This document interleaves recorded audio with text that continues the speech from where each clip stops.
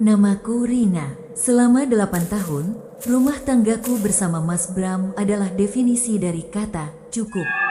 Cukup hangat, cukup bahagia, dan diramaikan oleh tawa putri semata wayang kami, Kinan yang berusia 6 tahun.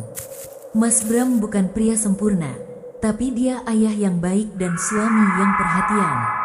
Setiap hari, ia akan meneleponku tepat jam makan siang, hanya untuk menanyakan, lagi apa, atau sudah makan?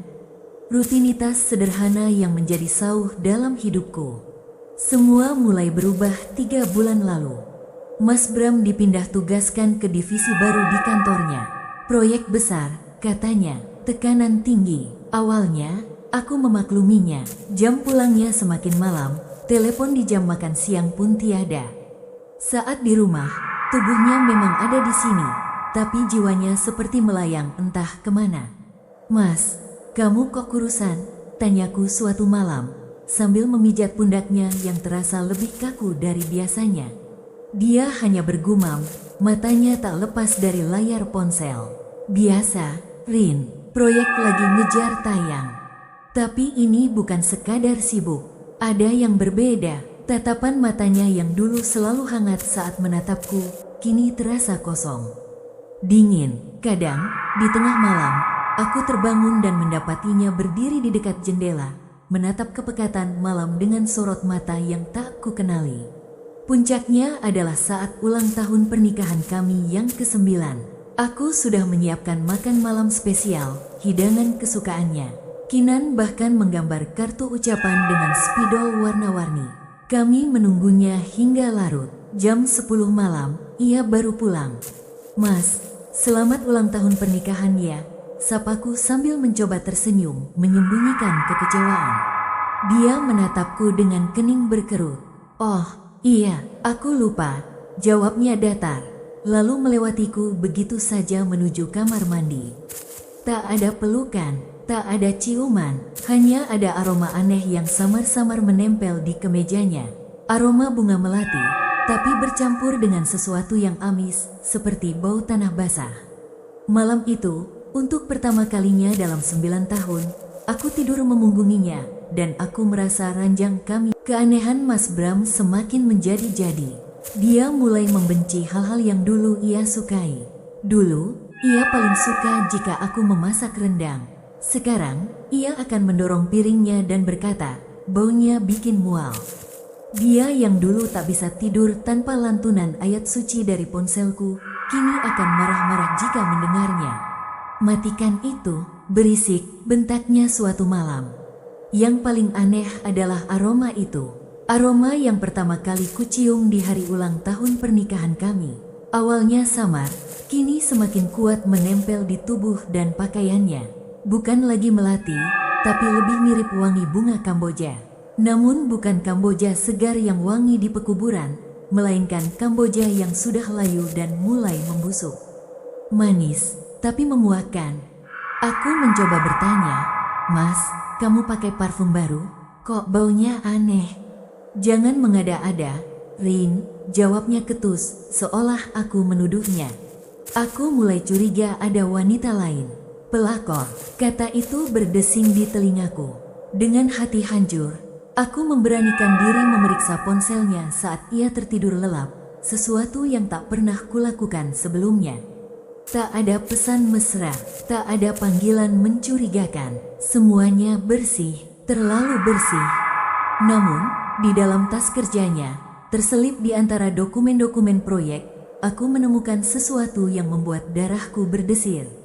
Sebuah bungkusan kecil dari kain kafan yang diikat dengan benang 3 warna, merah, hitam, dan putih.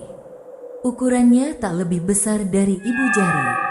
Jantungku berdebar kencang. Aroma Kamboja busuk itu menguar kuat dari bungkusan ini.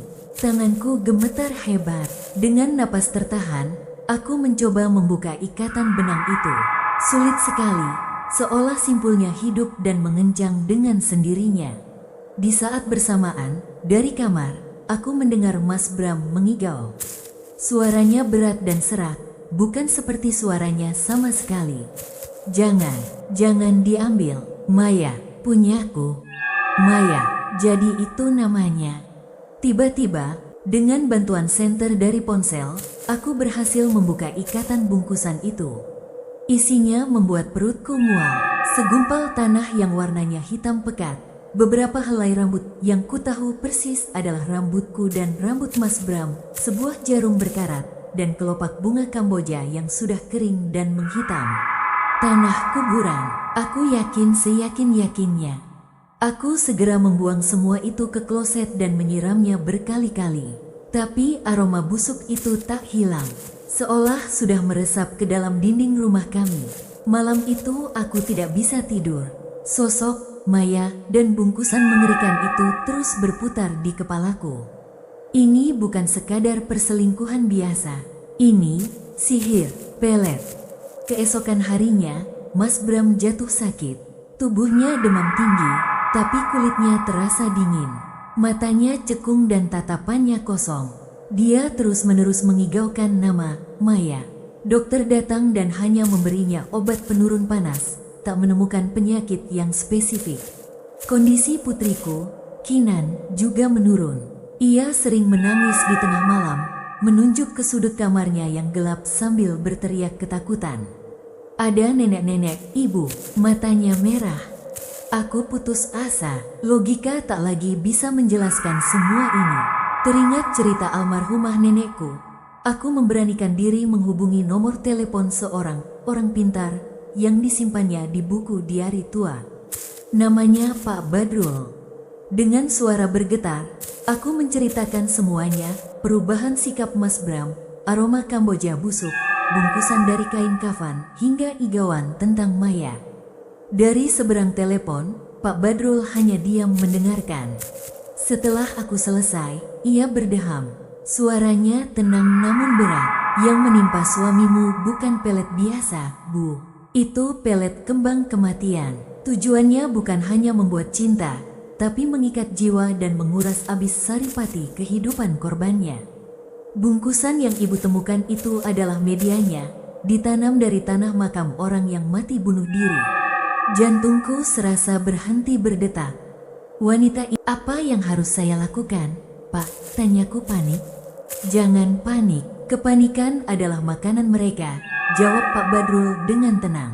Mulai malam ini, jangan biarkan rumahmu kosong dari lantunan ayat suci, terutama surat Al-Baqarah. Siram setiap sudut rumah dengan air garam yang sudah dibacakan doa. Dan yang terpenting, jangan tunjukkan rasa takutmu di depan suamimu. Pengirimnya bisa melihat melalui mata korban. Aku mengikuti semua instruksinya. Malam itu, aku memutar murotal Al-Quran tanpa henti. Aku menyiram setiap sudut rumah dengan air garam, mulai dari teras hingga kamar mandi. Saat aku menyiram sudut di dekat jendela tempat Mas Bram biasa berdiri, udara tiba-tiba menjadi sangat berat dan dingin. Aku mendengar suara desisan pelan, seperti ular, tepat di samping telingaku. Aku terlonjak kaget, tapi kuingat pesan Pak Badrul. Aku memejamkan mata, merapal doa sebisaku, dan melanjutkan pekerjaanku. Gangguan tak berhenti di situ. Saat aku sedang sholat Isya, dari ekor mataku, aku melihat bayangan hitam besar merayap di dinding. Pintu kamar mandi terbanting keras dengan sendirinya. Kinan menjerit dari kamarnya. Aku segera berlari menemuinya. Ibu, nenek itu ada di atas lemari, pekiknya sambil menunjuk dengan gemetar. Aku tak melihat apa-apa, tapi bulu kudukku berdiri. Hawa di kamar Kinan terasa membekukan tulang. Ini adalah balasan dari Maya. Dia tahu aku melawan. Kondisi Mas Bram semakin parah. Ia tak lagi mau makan dan minum. Tubuhnya kurus kering, hanya tulang berbalut kulit. Tapi anehnya, setiap kali aku mendekat untuk merawatnya, ia akan menatapku dengan tatapan penuh kebencian. Pergi kamu, jangan sentuh aku, desisnya dengan suara yang nyaris tak aku kenali. Aku sadar, yang menatapku dan berbicara saat itu bukanlah suamiku. Aku tak bisa diam saja. Aku harus tahu siapa Maya ini. Bermodalkan nama dan divisi tempat Mas Bram bekerja, aku nekat datang ke kantornya. Dengan alasan ingin memberikan dokumen yang tertinggal, aku bertanya pada resepsionis. "Oh, Bu Maya, beliau ada di ruangannya, Bu. Di ujung koridor itu, kata resepsionis itu dengan ramah. Jantungku berdegup kencang saat berjalan menyusuri koridor. Pintu dengan plakat nama, Maya Anindita, Project Manager, sedikit terbuka. Aku mengintip dari celah. Di dalam, seorang wanita berpenampilan sangat modern dan cantik sedang tertawa di telepon. Wajahnya cerah, karirnya cemerlang. Sama sekali tidak terlihat seperti seorang dukun. Apa aku salah orang? Saat itulah, ia membalikkan badan, seolah merasakan kehadiranku. Mata kami bertemu, senyum di wajahnya langsung lenyap, digantikan oleh tatapan dingin yang tajam menusuk. Tatapan yang sama persis dengan yang kulihat di mata Mas Bram saat ia membenciku. Seketika, aroma Kamboja busuk yang pekat menyeruak, begitu kuat hingga aku nyaris muntah. Aku tahu, inilah dia. Inilah sumber dari semua petaka. Aku tak sanggup berlama-lama. Aku berbalik dan lari dari sana. Namun, saat aku melewati mejanya, aku melihat sesuatu yang membekukan darahku. Di bawah mejanya, tersembunyi di balik CPU komputer, ada sebuah mangkuk kecil dari tanah liat. Isinya bukan bunga atau hiasan, melainkan beberapa ekor kelabang yang sudah dikeringkan dan segenggam paku berkarat. Malamnya, teror di rumahku mencapai puncaknya. Saat aku sedang menyelimuti Kinan, seekor kelabang besar jatuh dari langit-langit, mendarat hanya beberapa senti dari wajah putriku. Aku menjerit histeris dan memukulnya dengan sandal hingga hancur. Aku menelepon Pak Badrul sambil menangis. Dia menyerang anak saya, Pak. Saya tidak kuat. Tenang, Bu. Ini tandanya dia semakin terdesak, kata Pak Badrul. Kiriman fisiknya adalah pertanda kekuatannya mulai goyah. Malam Jumat Kliwon, langit kelabu tanpa bintang. Hujan gerimis turun rintik-rintik, memukul-mukul jendela seperti jari-jari kurus yang mengetuk. Pak Badrul datang ke rumahku tepat setelah Isya. Ia tidak sendiri, ditemani dua orang pemuda pendiam yang membawa beberapa perlengkapan. Mas Bram dibaringkan di tengah ruang keluarga yang sudah dibersihkan dari semua perabotan. Ia hanya diam, napasnya dangkal, matanya terpejam. Pak Badrul menaburkan garam kasar membentuk lingkaran di sekeliling Mas Bram dan kami semua. Apapun yang terjadi di luar lingkaran, jangan pernah keluar. Apapun yang kalian lihat atau dengar, teruslah berzikir, perintah Pak Badrul. Kinan sudah kuungsikan ke rumah tetangga. Ritual pun dimulai. Pak Badrul membakar kemenyan Arab dan membacakan ayat-ayat ruqyah dengan suara yang menggema. Kedua pemuda itu terus-menerus berzikir. Aku, sambil memegang tasbih, tak henti-hentinya memohon perlindungan. Tepat tengah malam, angin bertiup kencang dari luar, membuat semua jendela bergetar hebat.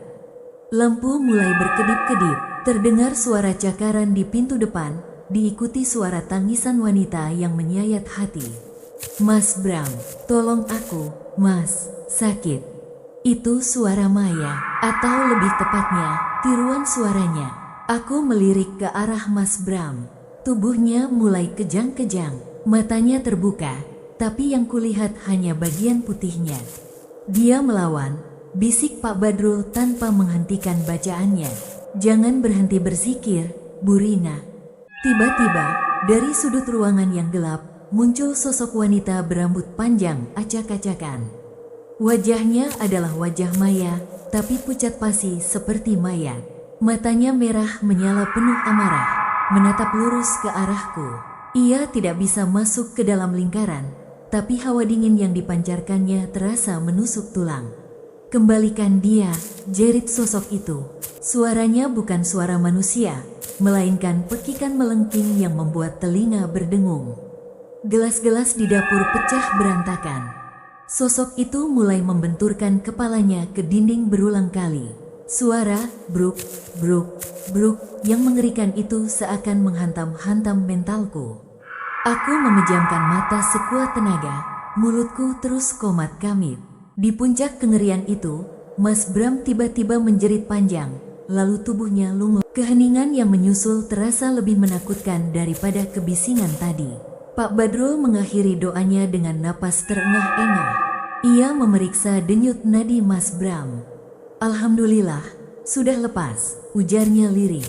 Jin Hodam peliharaan wanita itu sudah kembali pada tuannya. Mas Bram siuman beberapa menit kemudian. Hal pertama yang ia lakukan adalah menatapku. Tatapan itu adalah tatapan yang sudah berbulan-bulan kurindukan.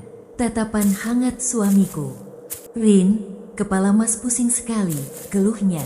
Kita di mana? Kenapa ruang tengah berantakan? Ia tidak ingat apa-apa. Baginya, 3 bulan terakhir ini hanyalah sebuah mimpi buruk yang samar. Sebuah lubang hitam dalam memorinya. Keesokan paginya, aku mendapat kabar dari seorang teman yang bekerja di kantor yang sama dengan Mas Bram.